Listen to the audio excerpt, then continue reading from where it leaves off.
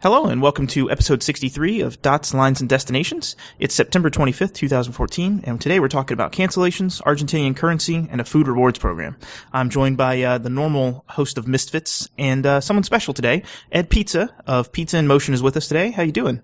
Good. How are you guys doing? Doing well. Thanks for coming on. We have you on for a special topic, so we'll jump. I'm a little hurt, Steven. He's someone special to you? What am I, chopped liver? Yes, you are. At this point, we've been doing this for 63 episodes, Seth. I'm sorry. We're used to you. Fair enough. That's fantastic. We were in the Pacific jail once. So we got our filled in, huh? So let's just jump right into some cancellation stuff. United just announced, I guess, earlier this week, that they are canceling JFK Dulles permanently. It's been CR200s or CR2s for, I don't know, a year now, 2 years. Try 5. Ooh, 5? Really? It's been CR2s for pre-merger and for a long time. Oh, that's brutal. Yeah. But it's critical to the success of the airline. Yes, because lots of people fly from JFK to Dulles. On a daily basis, paying full Y fares. I swear it. It must be true. I used it once to connect to a long-haul flight award, so it must be real. So it's well, in fairness, the folks of us that live in Dulles use that connection on a more regular basis, and yes, they do hold us hostage on fares, but with the LaGuardia U.S. Airways base going away, there aren't nearly as many choices as there used to be to get to New York. Did you actually fly the JFK route a decent amount one way?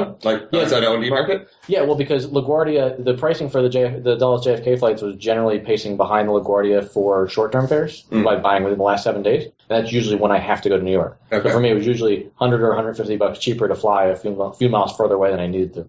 Okay. It'll still be okay, but the seats that U.S. Airways pull out of the market, even though they were the small dash props, it's just there's a lot less seats going back and forth between New York and Dulles than there used to be. And they're all very full. It's a lot tougher to stand by than it used to be. So, bummer. So, I mean, how many flights was United running now? I mean, they're running 3 a day, 4 a day maybe? Four. Yeah. And they're 50-seat jets, so you're looking at 200 seats a day gone. But I mean, I think they may have, and maybe this was just seasonal. I think they also reduced the LaGuardia frequency by 1. Oh, really? Because I was looking at doing LaGuardia Dulles to connect to a Transcon a few times, just because it seems like it's easier to get the upgrade out of Dulles for me. And LaGuardia was upgauged to a CR7 just recently. It comes and goes. Sometimes it's an E170, sometimes it's CR7, sometimes it's CR2. It's not consistent. Huh. It was interesting. I just, never knew. So yeah. And for what it's worth, the rest of the market, there's 2 a day JetBlue on an E90, so that's 200 more seats. And Delta's got 2 a day on a 70 or a 90, so that's another 150, 180 seats. We're talking about a market that was flying basically fewer than 600 daily seats anyways. And so cutting a third of that sucks, but it also suggests that there really wasn't a ton of demand there. I mean, Delta is feeding its transatlantic banks almost exclusively. I have no idea what JetBlue is feeding at that anymore. They used to actually be much bigger at Dulles than they were, and now they've got the national slots. They basically, like most airlines, have told Dulles to piss off. Yeah, I mean, they used to have a decent amount of seats to Florida from Dulles, and a lot of that went away, and they just route that through JFK now. I mean, you still have the Orlando stuff, but I couldn't recall all the exact destinations, but I used to be able to get to 3 or 4 places on JetBlue that I can't get to anymore directly from Dulles. Now, one question I have is what happens to the JFK slots, right? Because that's 4 flights a day, that's 4 slots. What is United going to do with those? Do you think they're going to give them away to a Star Alliance partner? I mean, does anyone want to go to Terminal 7? Well, it doesn't matter. The terminal is less specific than the landings. Okay. But there's also the part where 3 of the 4 slots are probably worthless in terms of value. Because of timings? Yeah. Yeah. So you're saying that because they either are really late at night or really early in the morning, they're kind of useless to whoever could use them. Yeah, I mean, there's a 6 a.m. out of JFK. It's like a 6 a.m., a 10 a.m., a 2:30, and a 7:30 maybe. Mm-hmm. And so the 7:30 is useful if you want to get transatlantic. The 2:30 vaguely useful for Asia or a stupid early Europe flight, but it's still 2 or 3 hours too early. Mm-hmm. And other than that, none of these are going to be really of particular value. Yeah. When I wrote the post I wrote about it, I got a comment. Someone suggested they partner with Gray Line Tours and just offer scenic tours over Manhattan. Throw the 50-seater up, swap the seats out to be a bit more comfortable, and do that. Yeah, that could be. I mean, that'd be a nice way to do it. I actually started thinking about what the finances behind that would be. I'm pretty sure it's still a bad idea. Well, I think you had suggested that San Francisco, or somebody had suggested that San Francisco might be a thought from JFK. Add another couple PS flights. I don't know. Someone suggested Seattle, and there's just no way in hell that's happening. Is there enough PS demand to add one or two more? They used to have a lot more flights, and they've dropped the number of flights over the years. So I think there's 6 to San Francisco, 5 to LA, with American doing daily, hourly service, and Delta ratcheting up as well. There's probably space for some more San Francisco and LA flights. Well, don't forget JetBlue is also upping that now too. Right. And I noticed the other day, I was actually looking at PS flights, there's now a 9:40 departure and a 10:40 departure out of San Francisco to JFK, which is new to me, because the 9:40 wasn't there. It hasn't been there for the last 6 months, because I try to look for the red eyes, and that one wasn't there, but it had seats, so might have to take that one. So. Wait, are we now collecting dots, lines, and newly timed flights? Is that a thing we have to figure out how to add into the title of the podcast? That's just too much to say. I struggled enough with the intro. Well, tell me about it. So, and on the same, we'll wait for the truck to go by. That's the fuel truck loading the Learjet. Okay. On the same note of cancellations, Delta announced they're canceling Seattle Haneda for the winter. And there's some general winter cuts coming, and there's some interesting numbers out there for United. And Seth, you noticed some stuff with Delta and the 744s being cut as well.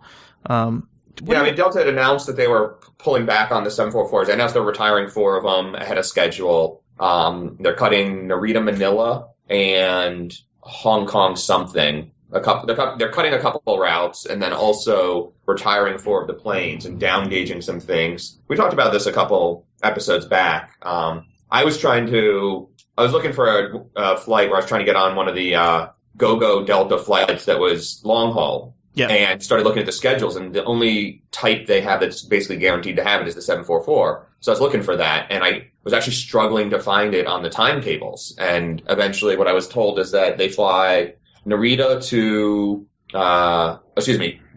to Narita, Seoul, and either Beijing or Shanghai, I don't remember which, and then Honolulu, Narita, and Honolulu, Osaka. And other than that, they're basically done. So they're very limited in which routes they're available on. So do we know why Delta's canceling the Seattle Haneda route for the winter? I mean, wasn't this like the 4th time they've tried a Haneda route? Well, Yes. I mean, and Americans tried a Haneda route too, and it failed.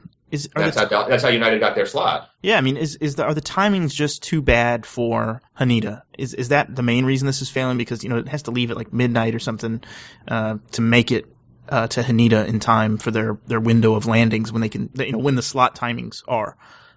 Is that really what's doing this, or is it just not people don't want to fly there? They want to fly to Narita. I think part of the problem is Narita was important because there's a lot of onward traffic as well. And Haneda is now O&D only for the most part. And the planes are just too big. What if you had a 787 for a long, thin route? Exactly. But here's the thing, though. I was looking at domestic Japan flights, and you cannot fly out of Narita to most kind of obscure Correct. Japan area. You have to fly out of Haneda. I mean, if you want to go to Osaka, you want to go to Sapporo, any of those cities, you've got to fly out of Haneda. There's like one a day sometimes to some of those cities back to Narita to feed long haul, but for domestic travelers, it's all Haneda. And the onward connection stuff really was, this is, 40s and 50s era bilateral agreements where all the, Northwest had it, United, I think bought Pan Am's maybe. These were the Narita hubs for onward Asia travel, not onward Japan travel. Yeah. But now it's hurting us because, I mean, to get now to, say, Osaka, I either have to transfer to Haneda or I have to go to Seoul. Like, just fly from the U.S. to Seoul back to Osaka, which seems stupid. Or fly nonstop. On United on the 7-8? Yeah, I guess I could. I don't know.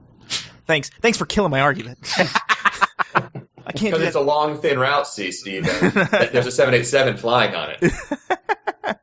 Oh, man. So, I mean, in general, though, there are some winter cuts coming. Did you look at the numbers, Seth or Foz or Rolo?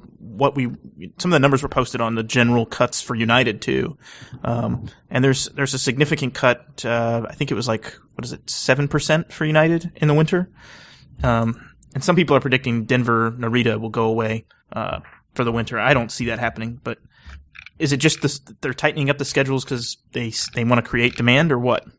They want to create profits, certainly. I mean, I think I agree with you. I don't think Denver Narita goes away quite yet. I think it's going to be given a full calendar year before they make a decision on it. Mm-hmm. And so that gives them till May. But other than that, 17% cut at Narita. Part of that is they're moving one of the daily San Francisco frequencies to Haneda. So that's a big chunk of that. But I don't know, maybe they're down-gauging some of the other flights. Well, I wonder if the extra segment that they added in Houston is probably going away, the early morning. The morning 777? Yeah, I have a feeling that one, because it was already going 3 times or 4 times weekly. They had already kind of cut it back a little bit. I'm guessing they're going to cut it completely during the winter, and it may come back during summer demand. But they also could switch it to a 7-8 maybe, which is, 20% fewer seats. True. They very well could do that. So just watch your schedules, folks, listeners. There are some cuts coming. I saw some schedule changes in my inbox the other day, so just pay attention. Your flight might get moved around a little bit. Which is a great opportunity to take a free change for something better and more fun. Exactly. Seth, you flew the inaugural 789 on United. I did. From Houston to LA, right? Unexpected treat. That was an interesting one. United didn't make a big deal out of it, in large part, I think, because they weren't sure when it was going to fly. It was scheduled to be last Saturday, and then it became clear that wasn't going to happen, and it got pushed to Tuesday, and then it got pushed back up to Monday. So I got a call, I think, on either Thursday or Friday asking me if I was available to be on board from Airways News, which is one of the sites I write for. And it's now going to turn in, it looks like, to a piece in the Airways Magazine printed edition. So I'm super excited about that. But yeah, they hosted me, which was even better. So that meant someone else paid for my ticket. But I woke up early in the morning in Las Vegas, flew down to Houston, hung out at the gate area. It's actually interesting to see people walking by being like, wow, what plane is that? Like people that I never would have guessed cared about anything about airplanes or aviation or whatnot. And once they were told, sort of nodded, smiled, and moved on. So they probably didn't care, but they still noticed it was different. But yeah, it was the very first flight with passengers on board, and also the FAA inspector and all sorts of other people on board. And it was, I'll say, a regular flight. They made a couple announcements about it being special. The flight attendants were super excited to be on the new plane. The pilot who actually flew us was the captain, is one of the Czech airmen for the 787 for United. And he also flew the Denver Narita inaugural, which nice. I met the crew afterwards, taking some pictures in the cockpit. Whenever I looked at him, I'm like, I know you. I've seen you before. And I'm not sure if he remembered me or something else, but he's like, well, I flew the Denver Tokyo inaugural. I'm like, yeah, I was on that flight with you, I think. So I'm a little worried maybe he actually remembered me and wanted to throw me off the plane, but realized too late that it was me. But yeah, it was nice. I mean, I love the 787. I can see it. I acknowledge it's a bit tight in the back. Just the 333 layout is not super comfortable, but I love being on that plane. It's so quiet. Yeah. The curve of the wing is just a beautiful thing to look out at. It makes me really happy. And, I get warm and fuzzy in all sorts of great places. Yeah, I need to bring a decibel meter on the plane and test whether that's quieter or the upper deck of the A380, because I love the 787 too. It's quiet. I can't tell which one is actually quiet. I believe the A380 is quieter by a smidge. It's also a smidge quieter than the 748. And I remember that from having a conversation with Lufthansa on that inaugural. Okay. And the guy is like, well, I think it's a little louder than the 748, but pretty good. And the guy was like, yes, we have 2 decibels. Like he had his very German disappointment of, we were so close but didn't quite get there. But there's a couple interesting things about the United 789. It has almost all the additional capacity is business class or economy plus. There's only 3 more economy minus seats than the 788. And it's 12 more business class and 18 more economy plus. So that's nice. The other interesting thing is the economy seats are new. They're still a BE Aerospace, slimline design, but it's got an articulating seat, articulating recline. So that means the bottom slides forward as you recline. Interesting. Yeah, so that's like the 753s, right? The old 753s used to have that, yeah. So I'd like to pretend that this is United's response to the knee defender debacle from the past couple months or whatever, but reality is that decision was made a long time ago. So they felt just as comfortable for the few seconds I tested one out at. I was flying up in the business first seat, so I didn't really spend much time in it. But also the business first IFE controller is it's still the Panasonic system, but it's got the new controller. So it's a touchscreen controller you can watch the moving map on the controller while you've got a movie playing in the background. So it's nice to have that sort of second screen available. Yeah, it's kind of cool. You can't watch a movie on it. You have to watch the movie on the main screen, but it's still pretty cool. Wow. Now those articulating seats. Did you happen to take any pictures of those? I'd like to see what they look like. They look a lot like a Continental seat. I have a picture showing it reclined versus the others. You can find that on blog.wander.me. Or WATT. Yeah, getting there.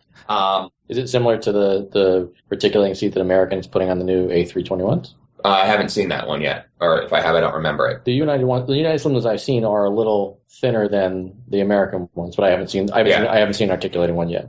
Yeah, it's fine. It's a coach seat that's 9 across on a 787. It's not going to be a luxurious experience, but the Economy Plus is nice. That second exit row door has great leg room. It's I would still take that over most other planes. I think just higher humidity and higher air pressure. I really can tell the difference, and I'd like to pretend. I'd like to think it's not a placebo effect, and that I'm, not just making that up. But I really, really think I can.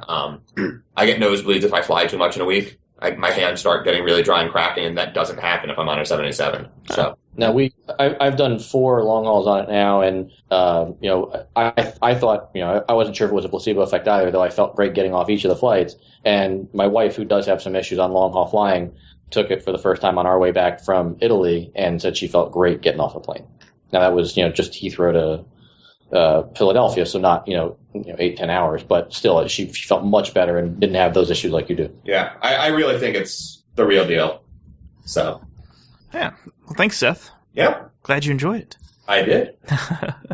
So yes. I think we should talk about the Argentinian crisis, currency crisis that's going on. You guys, Ed and Rollo, I think you guys are the experts, Rollo being from Argentina. And Ed, you have a blog post that you wrote about the crisis itself. So I'll let you... Can I interrupt you for a second, Stephen? Are we saying the life lesson here is if you write a blog post, you're an expert? Yes. If it's on the internet, it must be true? It must be, yes. Unless it's on Snopes, then it's not true. So I can profess to be the expert on my blog post. That's as far as I'm willing to go. Well, I think that's why we brought you here. No. You wrote a blog post that was really interesting. It kind of brought up the topic, and then we brought it up with Rollo. We kind of chat during the day, and Rollo's like, "Yeah, it's kind of crazy what's going on there." So Rollo, why don't you just tell us what you saw while you were down there, because you just got back yesterday, and then Ed, fill us in on what you've heard, and that way we can have a little discussion going. Yeah, well, essentially what I saw this weekend and over the last few trips, since I'm there pretty much every month, is the dollar just continually rising. And since there are 2 markets there's the official dollar and then the blue rate, which is the black market rate. There's been a bigger and bigger gap now between the official rate and the blue market rate. So just the other day, the black market or blue, whatever, dollar blue they call it, was about 15, and the official U.S. dollar was like $8.40 or something like that. And the problem is that the travel agencies who are issuing the tickets, they're not able to wire the money outside Argentina, so they have to pay in dollars. Americans complaining that they're not getting the right amount because by the time they do get the money, they're losing that difference in the real rate. Now they have to pay an official dollar rate, so they're paying at the $8.40, but still there's a 35% fee to transfer out. So like if anybody complains about a 3% credit card charge, Argentina charges 35% on transfers. So can we just get them a couple Chase Sapphire preferred cards or something, like double points for travel and no foreign exchange fee? Yes, it's insane. So the demand for the dollar, the actual bill, is the people are just going crazy. They just want it before it goes up to 20. Everybody's saying it's going to 20. Actually, between the time I got home yesterday, and today the blue market rate reached an all-time high of like 15.50, and the official rate went down a cent. So it's like 8.41 or something. I don't know what it was, but so the government is now blaming American, saying that they're trying to take down the currency and by threatening them. This all stems from the crisis they have with the bonds and the hedge funds. So they have accused the hedge funds of manipulating this black market rate, and now that the hedge funds are manipulating American into not ticketing, doing that 90-day ticket window or whatever. So, and ironically, the Argentine president is in New York right now, staying at the Mandarin Oriental. So I don't know which rate she pays.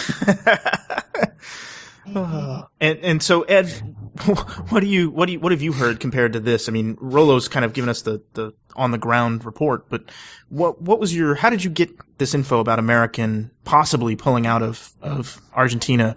We can't ask the man to reveal his source. Okay.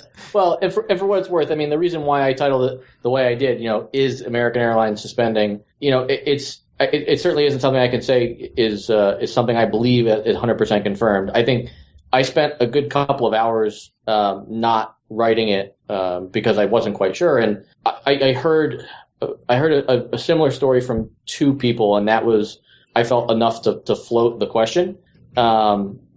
It's the currency is definitely a factor here. It's there. You have the Venezuela issue where many airlines have cut back capacity as another example, but it's also American isn't the only one considering cuts right now in Argentina. Certainly, they have a fairly big presence there, but BA just cut 25% of their capacity from London to Buenos Aires. So 25% certainly isn't the same as suspending service or the roughly 80% drop that American has in Venezuela. But it is indicative that the market has some severe disruption right now. If you had to make me bet right now on whether or not they're going to suspend services, I really think I'd have to sit there and think hard. Well, we're in Vegas. What do you think the odds are? Come on. You think the sportsbook will put a number on it for us tonight? I think we should go down and ask. on our way to dinner, we'll see if the sportsbook has a line on American Airlines Buenos Aires routes. I think the moral of the story is whatever is going to happen between now and the rumored December 1st change of service, certainly there are so many things that could happen right now that would never make it to the public domain. There's been a couple of comments, and I think I saw something on Bloomberg and something somewhere else that said something along the lines of, there are certain issues that the American and Delta are having getting paid by the government on related issues. It didn't say specifically on ticket exchanges and stuff like that, and there isn't much other information I could find out about that, so I don't know what that means. So, I mean, certainly this could be one of those things where American threatens to pull a Venezuela if Argentina doesn't start performing on things that American thinks they should perform on, and certainly the government could decide to back down and nothing happens. But now, is this a situation similar to Venezuela where to get the money out, it has to come at, the government has to approve the money to leave the country? My understanding is that the situation in Venezuela is specifically unique just in how restrictive they are in getting the money out. I think that there is still an approval process to get the money out of Argentina, but I certainly can't say that I'm an expert on the differences between the two. And just to be clear, the 90-day thing that you and Rollo mentioned is a few days ago, American Airlines restricted sales on flights to Argentina more than 90 days in advance. Bloomberg reported on this. So if you're trying to buy a ticket 120 days out, they're not going to sell it to you. I thought it was only from Argentina, not to Argentina. Is it only from? Okay. Well, I've now read conflicting reports. I did a little bit more reading, and the original report I read was it was just from Argentina, and I've now seen a separate report. I think it was Fox News that reported that it was to and from. So I don't know that we certainly haven't seen anything official from American, but for the love of God, does someone have ITA open? Let me open it for us. Our producer. Where is our producer? Yes. I'm producing it right now. I'm going to try to book it myself. So this is big news because Argentina is a big market, and not just for American, but for United has the flight from Houston, Delta has their flights, and all the European carriers have a number of flights. So but I mean, the other thing to remember is yes, United has that flight from Houston, and we clearly talked about United service to Argentina several times on the show. They used to have 2 a day, now they're down to 1. And they tried moving Dulles to New York. They've tried a bunch of different things. It's sort of been a bit of a debacle for them. Yeah. I think the other thing to note here that's interesting, and certainly this isn't necessarily quote unquote aviation related. People talk about the fact that the economy was in the crapper over the past 5 years, and that's certainly the case. I think one of the things that makes this situation unique and much more stressful, where we could see outcomes way at the fringe, is the fact that when everything was falling apart back in 2008, everything was falling apart. So there was some implied cooperation to keep everybody afloat. Right now, obviously, the situation in Argentina is much more severe than it is in the U.S., and such that American companies may not have the same motivation to try and work something out. And obviously, American right now with the 90-day restriction is doing things to protect themselves, regardless of what Argentina might ask them to do. And just as a corollary, the American website will let me book tickets into May. Will or will not? It will. To and from? To Argentina. I haven't tried from Argentina yet. Yeah, the only place I saw to and from listed was, like I said, in that Fox News story, but that was the only place I saw it, and American hasn't commented. Well, that wouldn't make sense, right? Because tickets sold outside of Argentina wouldn't get held up in the Argentina financial system. So if that's really the issue, then I could see why it would only be originating tickets. My guess would be that maybe the reference was, and I could have been that I misread it, they may not be willing to sell tickets to Argentinians to and from Argentina. Oh, I think it's more, like I said before, it's the travel agencies in Argentina aren't allowed to issue the tickets, but there's no way for a person from Argentina to try to use their credit card and pay because if they're using the U.S. website, or the Argentine government charges them 35% anyway. So the money, they'll transfer that money, but because they do that now. They buy things here and just get it shipped and then to their hotel and then bring it home. They just pay the 35%, and then they still come out on top with the exchange rate. Because you're talking like if you pay 38, you pay at $8.50 plus 35%, it's still like $12 compared to $15. So they're not really they're buying the dollar at the 12 rate. There's a lot of like wheeling and dealing going on with people over there. So it's just insane. It's getting crazier every day. So and it will also sell me a ticket from Argentina. Incidentally, that's the American website. So maybe like Rollo's saying, it is limited to travel agents. Yeah, or only people in the Foz, you're saying you can buy one originating in Argentina? Yes. This is on the U.S. site. I didn't try to book it on the Argentinian site, but on the U.S. American Airlines site, it'll let me start in Buenos Aires and fly back to JFK. Well, let's get really advanced. Use the VPN, make your IP look like something in Argentina, and try to buy the ticket then. No, this is too complicated. Or I could have just tried yesterday or 2 days ago. So how long does this go on? I mean, is this situation going to get solved? I guess, Rollo, the question for you, that's probably the best suited for you. Mostly the currency question, is it just too far gone now, and it's going to need something drastic to fix it? Well, here's the problem. The dollar reserves in Argentina are at like an all-time low. I think they had to sell $20 million US today just to add liquidity to the market. But the other problem they have, and this is similar to like what we had with, the budget crisis, the current government, the elections are in like 14 months. So everybody who was against them is going to try as hard as possible to make them look bad. So they're going to, we could see potential for the next 12 to 14 months to be just complete craziness of like all sorts of things going on. Like nobody really knows. And that's why everybody's thinking the dollar is going to go to 20. I mean, I think there was a report last year where like JP Morgan or somebody said like that the US, the official dollar was going to go up to 10.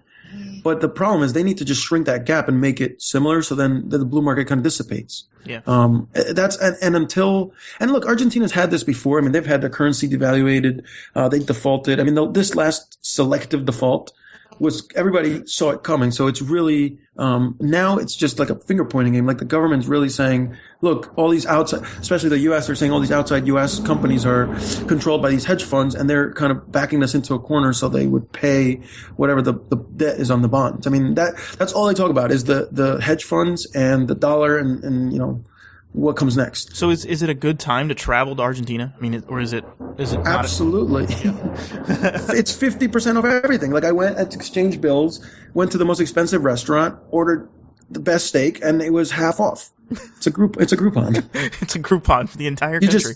You just have to actually exchange bills and not use your credit. I mean, you're foregoing the points, but I think 50% off is better than points, I think. And you're saying exchange bills on this blue market? Yeah, I mean, it's not really like you're not going to these underground places. Like there are people on the streets that are advertising, exchange. So you're just not going to like the airport exchange, the hotels, or like the ATM. If you go to these other, technically they're not sanctioned, but everybody does it. Yeah. Okay. Good to know. Let's talk about a little bit of a strange rewards program. Rollo, you mentioned this, and so I'm just going to kind of introduce it and let you talk about it. You said something about a Whole Foods reward program, and they are going to be testing this. Yes. What are you talking about? And it's, you laugh, but when I mentioned it, Seth said he had a strange reward program he was going to talk about too. I don't remember that. Okay. It's about something about where he purchases his alcohol. What were the chances? So tell us about this. So I guess Whole Foods has been struggling as of late financially with competition against Trader Joe's and other like Fairway Market, all those things. So I guess they're looking for innovative ways to, keep customers coming, their loyal customers. And they're introducing a rewards program in Philadelphia, I think, to test it or maybe in Princeton, New Jersey. And they haven't really given out too many details, but one, it's going to be one of the first to accept the Apple Pay with the new phone. And two, they're looking for innovative ways. So they're not just going to give you, points or different things. They're talking about cooking classes and different experiences, not limited to actual Whole Foods things. So like a spa treatment or a coupon for like your nail salon or something like that. I think it's a good idea. I mean, I shop at Whole Foods. I know it's more expensive in some cases, but they're like 365 brand or whatever, is pretty competitive compared to, I've gone to the regular supermarket, tried to buy the same kind of milk. And, if you buy the Whole Foods brand, it's cheaper. Yeah. So it's not, everybody says, well, Whole Foods, it's so expensive. It's so expensive. The reason it's so expensive is because they have so much stuff that you want to buy. They're good at that. Like you buy all this prepared food and like all these fresh pressed juices that are expensive. But like if you're just going there to get your regular stuff, shopping, I think it's great. Yeah. So I don't know. I'm interested. I'm excited to see this. If I already shop there, if they're giving me a reward program, I mean, it's even better for me. So I don't know what's, like Starbucks has something where every punch you get something and then you get free soy milk or something like that. So, I mean, there's little cool things you could do. It's not necessarily like a United type of, you're not redeeming for like free shopping spree or like shopping while they drive you around in a little golf cart or something. Were you taking a dig at us coffee drinkers with the Starbucks comment there? No, I drink coffee all the time. With free soy milk? Wait, you drink soy milk? No. Okay, well that's good. So here's what I want to know is why are we not excited about a loyalty program for buying booze? Well, we are excited. We just don't know what it is. Yeah, we need the details.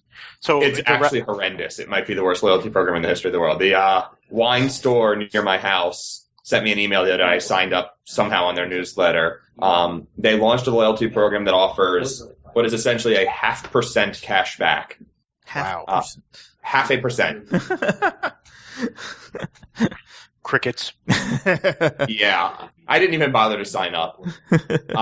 And they're one of the more expensive wine and liquor stores in town. So it's just like, the idea, like, a lot of wine stores, you'll get like a 10% or something discount if you buy a case of wine. These guys are talking about a 0.5% back, just like on general numbers over time. It's was so ridiculous to almost be insulting.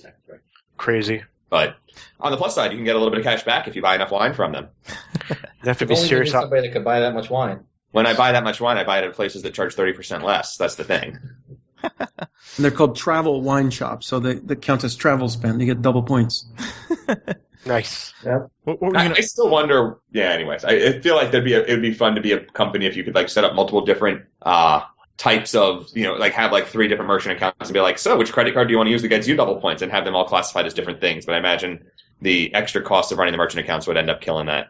Yeah. And also, no one cares except us. And that's probably the real problem is no one cares. Yeah. Foss, what were you going to say about the Rolo's program? Princeton is down the road for me. I may try to go down there tomorrow and sign up for this. Well, it didn't roll out yet, I think. So I'll let you know. Okay. I think that round we've got about a 40-minute show. Maybe we can just touch on this topic a little bit. Maybe a teaser for next show. I kind of want to talk about where's somewhere you want to go but you haven't been yet. I know we all have places that we love. Rolo's a big fan of Vegas, as we had this discussion earlier. But where's somewhere that you haven't been, and that you really want to go? And we'll just talk about it real quick, and then and maybe we'll talk about it in detail next show. But Ed, how about you go first? You're the guest. Oh, the guest gets to go first. Yeah. If I was to say very specific, Andaz Papagayo has been on my list since they announced the opening of it, and with it dropping in category, that makes it much more appealing. That's Costa Rica? It's Costa Rica. And so that, I'm a little worried you have a specific hotel.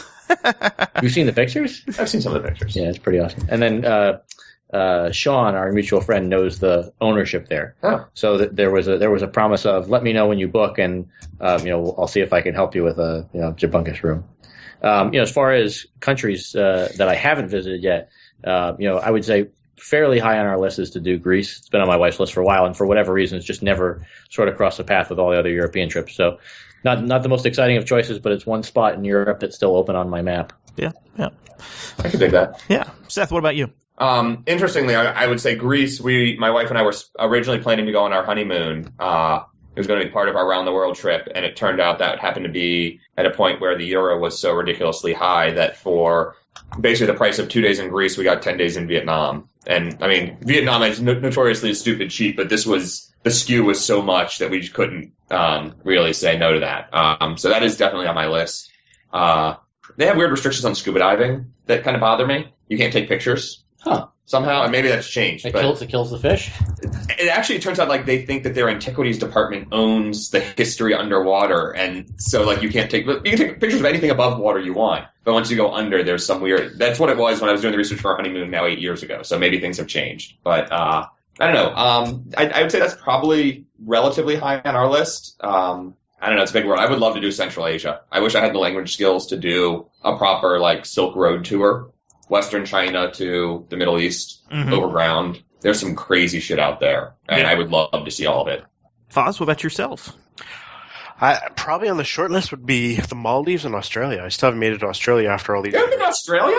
No. I guess you hadn't been to South America until a couple of years ago, right? Exactly. Like, I couldn't get past down the equator, so, that was a big change for me, so. I meant to say south of the equator. It wasn't just South America. You had actually never been south of the equator until a couple. Where did we go for that? Was that? That was, not Panama. It was Rio, the first time. Okay. With Rolo and, Chris. Yeah. I think it's fitting. My first trip south of the equator was to Ecuador, so. Me too. Which is funny. Just barely. But just, yeah. What about you, Rolo? I want to go to the Seychelles and Mauritius. Like, those are two very high on my list. Yeah. I've been to the Maldives, and I loved it. And I would go back in a second, but I really want to go to, and since we have to be specific with hotels, there's a one and only in Le Saint-Geron in Mauritius that looks pretty cool. So I think that would be a point of, although there's no way to redeem anything at one and only hotels. Yeah. I did 24 hours in Mauritius a couple of years ago. It's nice. It's a lot of resorts versus like local stuff to see and do for the most part, but we rented a car and drove around, and there's a couple UNESCO World Heritage sites there. There are actually some really cool stuff there, but the resorts can be a little sort of consuming, I'd say. So, of course, you want to go to the resort, so you found the hotel you want, so maybe that's what you're looking for. For me, I actually we really like to go to Iceland sometime soon, and with that Portland to Reykjavik flight starting soon, maybe we will. The other thing, I saw someone post they took a Pacific cruise across the Pacific Ocean and landed in Petropavlovsk, and I think that would be kick-ass. So I'm kind of like to do that now. Eastern Russia fascinates me. So yeah, that's on my list. And we can talk about this more next week or next show, but I just thought it was an interesting topic, something I was thinking about, and since we've been talking about airlines a lot lately, I thought it would be something fun. So how about we go around the table, tell everybody where they can find us. Ed? Damn mute button. Oh. Sorry, I missed the question. Oh, no, just tell us tell everybody where they can find you online. Name and where they website. can find me online. My own little corner of the internet, nowhere near as short a domain as Seth aspires to be, but pizzanmotion.com. As somebody eloquently pointed out to me this weekend, I may be the only self-avowed male family blogger. So no, I'm not daddy points. That's my little sliver of the internet. Nice. Foz? Also muted. We lost Foz. Rolo, we'll just jump to you. I am at Twitter at MundoSurfer, and I'm on Tumblr at mundosurfer.tumblr.com, and I'm considering moving to Alibaba.com because everybody keeps talking about it. Oh, man. Seth. My Chinese blog will be on Alibaba.com. Wandering Aramaean, WANDR.me, and many other places from there. And I'll just fill in for Foz. You can find Foz at upgrd.com/Foz. M? Is it Foz M? Yeah, I think it is. It's /Foz or at FozM on Twitter. There you go. Thanks, Seth. And I'm Steve. And I was on mute, sorry. And I'm Steven Seagraves. You can find me on Twitter at @sseagraves. You can follow me at badice.com. And you can follow the Point Sorter. See, I did it again, guys. I'm looking at my notes. You can follow the Dots, Lines, and Destinations podcast on Twitter at DotsLines. We're also at moredotsmorelines.com. Thanks for listening. Ed, thanks for joining us, and we'll talk to you next time. Thanks, guys. Bye-bye. Thank you. Thank you.